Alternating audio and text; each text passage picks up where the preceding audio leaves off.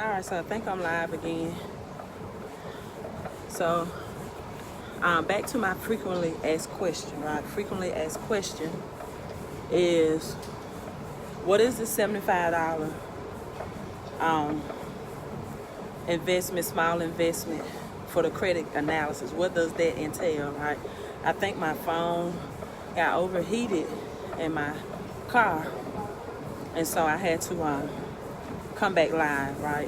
Kind of dropped the call. So while I'm in the gym, I'm going to answer that question because it's my most frequently asked question. And if you're watching this video, it's because you are a person who text or email me that question, right? So let me first explain what my credit analysis does, what it is. It's like if you were going to a doctor, and although you think you can self-diagnose yourself, although you know that every time in the spring you get a sinus infection, and now you have a sinus infection, or you have symptoms of a sinus infection, you feel like, I know my body well enough. This is another sinus infection. But because you can't prescribe the medication, right, to cure that or to treat those symptoms, you have to go to someone that specializes in that field. And people always impromptu calling that it's not what you thought it was, right? It wasn't a sinus infection this time. So likewise with credit repair and what my credit analysis services offer. First of all, you have to understand that it's 3 different credit agencies: Equifax, Experian, TransUnion. Your credit profile is different for all 3. Your credit profile is different from another person. It's like a fingerprint. No one have the same positive accounts, negative accounts, social, name, addresses reported on their credit, right? So when there are people that advocate to do or fix your own credit, they may have some small success of fixing their own credit, but the accounts that they got deleted or removed, 9 times out of 10 are not the same accounts that you have. And if you do share a common account, for example, let's say if it's a Wells Fargo charge-off or a Capital One charge-off, then those charge-off balances are not the same. The date of the charge-offs are not the same. The account numbers for the charge-offs are not the same. So it can be the same company and same type of account, but still addresses different issues on the reporting. So what the analysis does is, for $1 for 7 days, I use a tri-merge, that means 3, credit report, and you invest, right? It's an investment, $75, so that I can accurately analyze your credit. What a lot of do-it-yourself products or classes don't inform people is, just because you have negative accounts, it's a certain time frame in which those accounts will stop and start calculating into your credit score. For example, I just did a credit analysis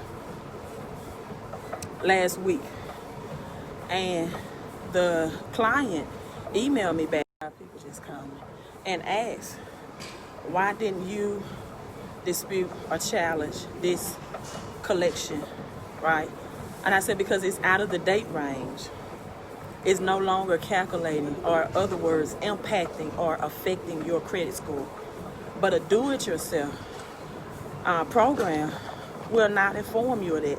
And so people just impromptu, they just randomly want to delete and dispute every negative thing, no matter how old it is, on their credit report. And that will be more damage to your credit report than it will help it, because now you have rebooted or reactivated the date of the last activity, which means it's just like sleeping, poking a sleeping bear. That bear was asleep, but now you're reactivating a dormant account that's no longer hurting or affecting your credit score. So I analyze all of that. Another scenario, a client had a low credit score, but this particular client had all federal student loans reporting on their credit score and only one secured card for like $500, right? Well, this person did not, the student loans had great payment history, paid on time, all good reporting. However, because they did not have more trade lines, they didn't have any vehicle loan, but because they didn't have more trade lines reporting to their credit profile, it resulted in a low credit score, even with good payment history. So this person's strategy was, I recommended 2 primary trade lines for this client, and I informed them, you cannot get denied. You will have a $5,000 limit. It would be a charge store card. And for 6 months, you need to pay in good standing, right? Order minor products, because you got to understand the strategies to build your credit score. And these trade line report to all 3 agencies: Experian, TransUnion, Equifax. Do it for 6 months.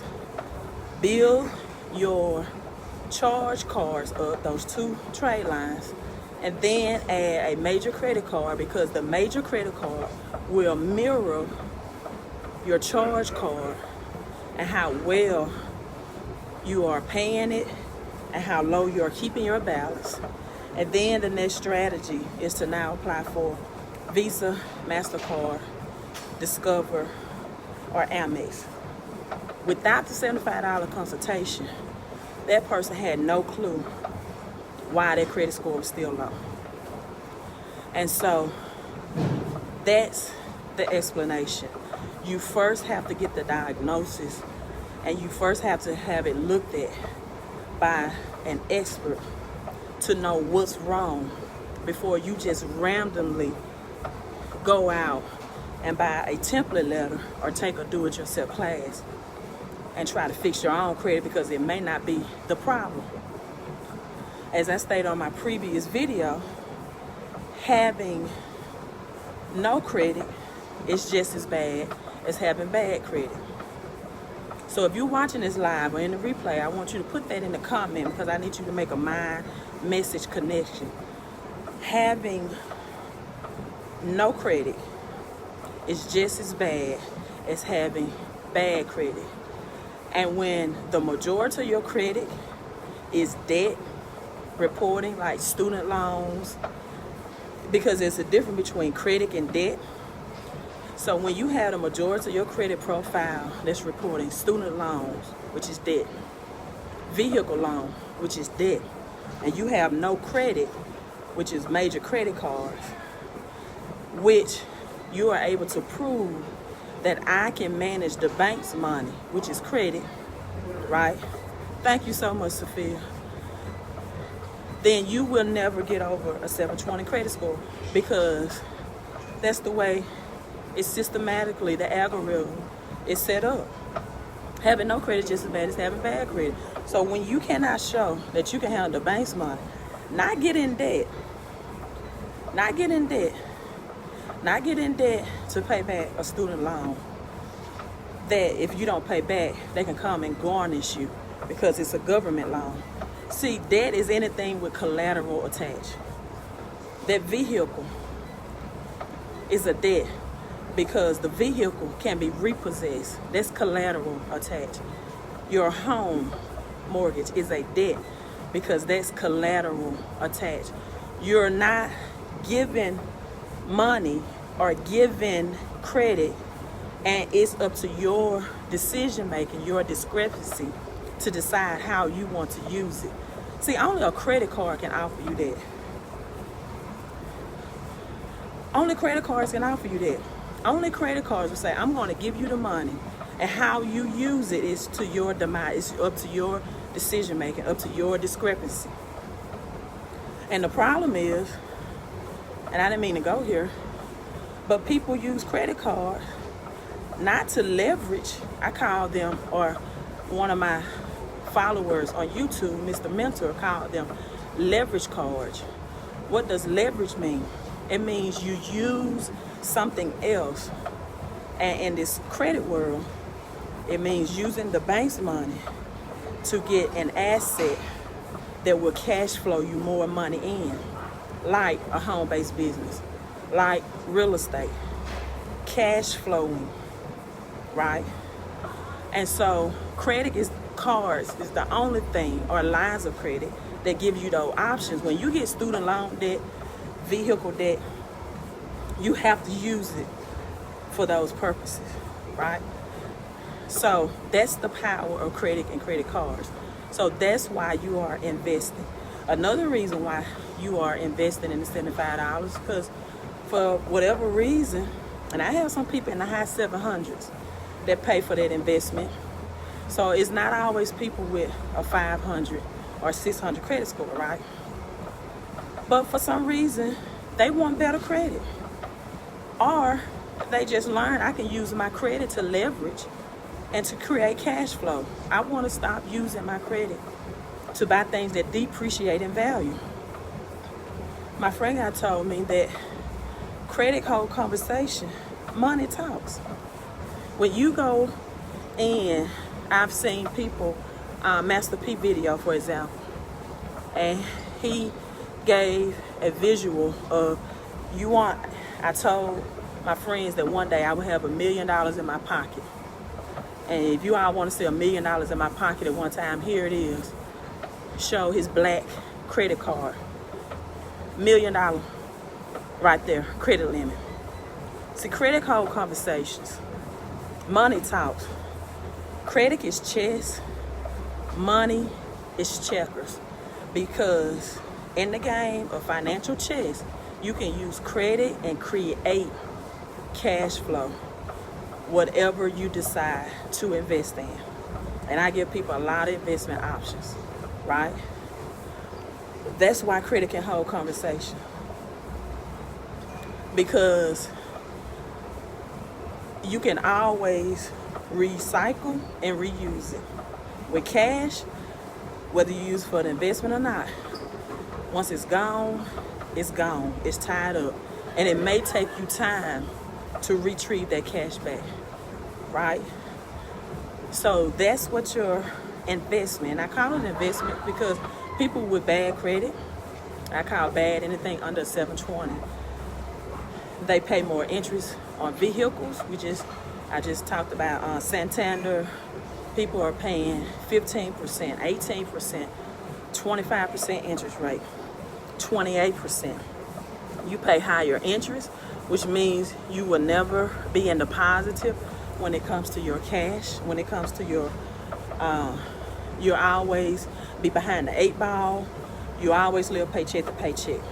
Because anytime you're paying someone or some business or some bank that much money in interest, that's over a fourth of your paycheck. Credit also determines how much you pay for your insurance rates on the vehicles you drive. They run your credit score. Some people don't even know that. So, person with a 720 above credit score is paying significantly lower insurance, monthly rates and annual rates and premiums than someone below a 720 credit score. Also, your mortgage or apartment are determined if a landlord will want to lease or rent to you, right? We're in a health crisis and unemployment, people hours and pay is being reduced. And landlords are going to look at your credit profile more strategically now than ever, because they don't want people that can't afford to pay them rent. It's going to take them months to get them evicted and tie up their cash flow. So that's what your $75 analysis is for, because if you knew how to fix your credit, it would not be broken. I'm just gonna say it that way. And to me, it's insanity, right, to live with bad credit, because now credit is the cheapest and most affordable that the banks will ever give you. It's an opportunity right now to get richer than you ever been if you make the right chess move. So it's insanity to live with bad credit. Another thing I want to say, then I'm wrapping up. When you text or email me, it is for information, not conversation. Thank you, Marcus. I want to say that again. And somebody please type this, whether you're watching this live in the replay. When you text or email, I'm teaching you business etiquette 101. Because most people with bad credit do not know how to handle business. And if you don't learn how to handle business, if you can't scan or email, you will always live with bad credit. If you can't communicate in a business manner, you will live with bad credit the rest of your life. Texting and emailing, when it comes to business, is for information, not conversation, meaning that you should not have 3 paragraphs in a text message. You should not be texting me or my business phone after business hours. I had someone text me Saturday night. It was close to 10 o'clock p.m. Wanted to tell me, well, I'm a truck driver. Well, just because those are your hours of operation does not mean that's mine. That's not business etiquette to send a text message about business at that time of night. And those people I pre-screened, right? Thank you so much, Sophia. When you text an email, it's for information, not conversation. I don't need 3 paragraphs about what's going on. Send me 1 or 2 lines, because if you do that, you're going to get pushed further down, or you might not get a response at all, because I have too many people to respond to. And I'm not trying to build a big corporation and have a brick and mortar business and oversee employees so they can respond to 3 paragraph text messages or emails. That's not my vision. I like my structure just the way it is. So you're texting, emailing me directly. You can't communicate in 1 or 2 lines, then don't send it. Another thing, I have a 5-minute video on my website, www.fixmycreditandcash.com. It's less than 5 minutes, explaining and showing how to email me your credit report once you invested the $75. Watch that video first. If you do not understand it and you don't think you can send me an email your credit report, do not pay for the $75 and ask me for a refund. Do your due diligence. Know what you have to do, because those people as well, I do not want or to take on as a client.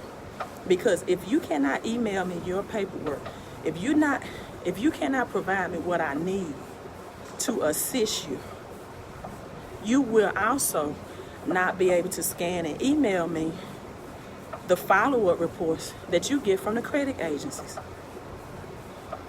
because that's going to have to be scanned and emailed as well. Now, I know you all may not believe this, but besides people with bad credit believing they can fix their own credit and it's still broken, the second myth I get is, well, I can just send you my login information and you should be able to log in and pull up my credit report. Let me tell you this, that's fraudulent activity and I would not do it.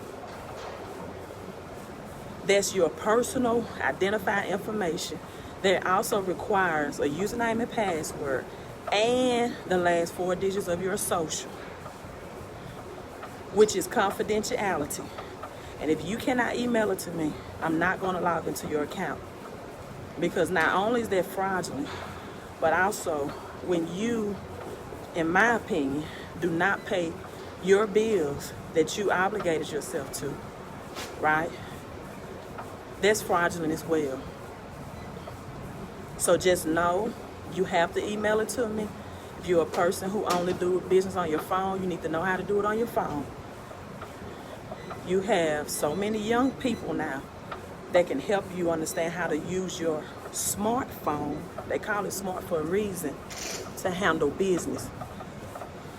If you was hands-on getting yourself into bad credit, you're going to have to be hands-on and getting yourself into good credit, right? Nobody used those credit cards but you. Nobody drove that vehicle that got repossessed but you. Nobody lived in an apartment or home that you got evicted from or foreclosed in but you. So nobody has access to your personal information but you. And you have to give me or any other person that you're working with, whether you're in the home-based credit repair business, permission. Or you have to I have some people that's doing a home-based credit repair business because they want to get paid while their credit is getting fixed. Even on that website, you have to upload the information that you receive from the credit agencies, or we won't know what to do. We can't log into your accounts and say, oh, this account was deleted, but this one was not.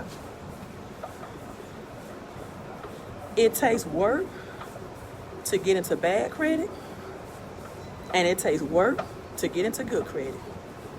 You decide where you want to put your energy and work. So if you want professional service of excellence, you have to do your part. Every goal you want to meet in life might require some sweat and some work. And if you never understand how to communicate with people with business, or you never open up those white envelopes in the mail and look at your credit report, or you never log into your Experian account. I have some people, because I tell them, make my clients create an Experian report for free. It's for free. And they create the login username, and they'll email me, say, hey, or text me, I haven't heard from Experian. I said, well, have you logged into your account online? They'll have over 50 or 60 messages online about their credit. Haven't even taken the time to log in and read them. If you don't know how to log in and read them, if you have a free Experian account, you have your initials in the top right corner. It's a bell right there. That's your notification of any changes, updates, or deletion on your credit report. Some people won't even do that, right?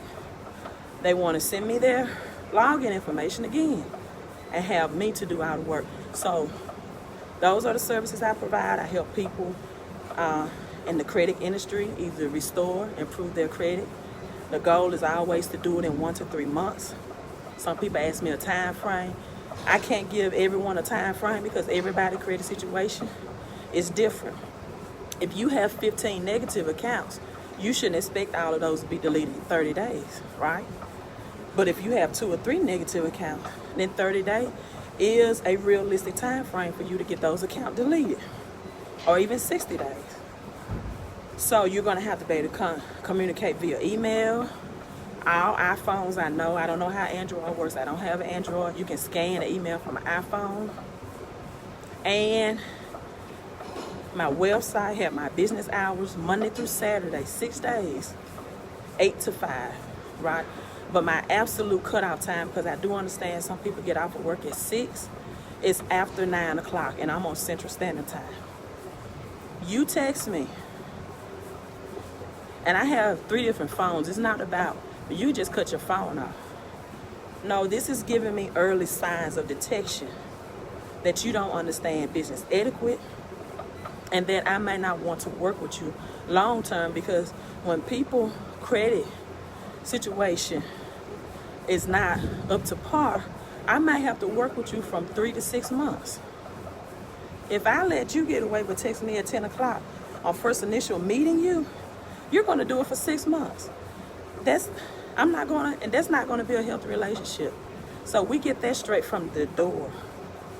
So again, if you want to know what services I offer, credit, help people understand how to leverage their credit to create more cash flow. understand how people can make more money from home with credit and have higher tax refunds and bigger tax deductions through credit in the home-based business. I also do a little teaching about the difference between money and currency, or money and cash, right? Money and cash is different. So I encourage people to invest in silver, because silver is real money.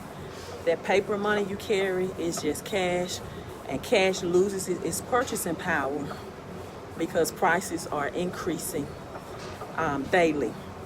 So pretty much I give people a financial education to help them learn how to use credit to create more cash flow and to get out of bad debt, people. There's a difference between credit and debt.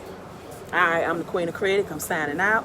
Visit my website. You need information again, www.fixmycreditandcash.com. Let me get back to my workout.